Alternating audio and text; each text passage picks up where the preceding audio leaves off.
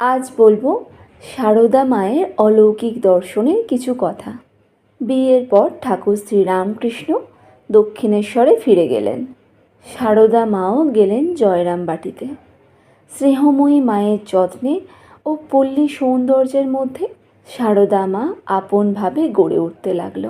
সারদা মায়ের বাল্যজীবন অলৌকিক শক্তিতেই পরিবেষ্টিত ছিল।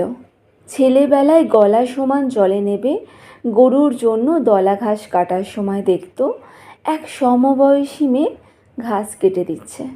এক আঁটি পাড়ে রেখে এসে দেখে ওই মেয়েটি আরও একটি আঁটি কেটে রেখেছে।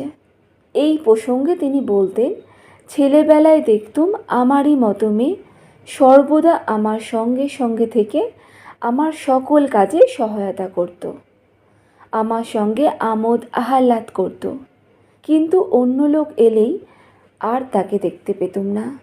10-11 বছর পর্যন্ত এরকম হয়েছিল। কামার পুকুরেও সারদা মায়ের এক অলৌকিক দর্শন হতো। হালদার পুকুরে স্নান করতে যেতে মায়ের খুব ভয় করত। খিড়কির দরজা দিয়ে বাইরে এসে ভাবছেন, নতুন বউ একলা কি করে নাইতে যাব। ভাবতে ভাবতে দেখে কোথা থেকে 8টি মেয়ে এলো।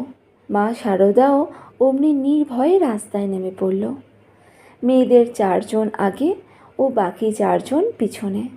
সারদা মায়ের সঙ্গে তারাও স্নান করল, আবার সেইভাবেই বাড়ি পর্যন্ত এলো। সারদা মা যতদিন সেখানে ছিল রোজই এরকম হতো।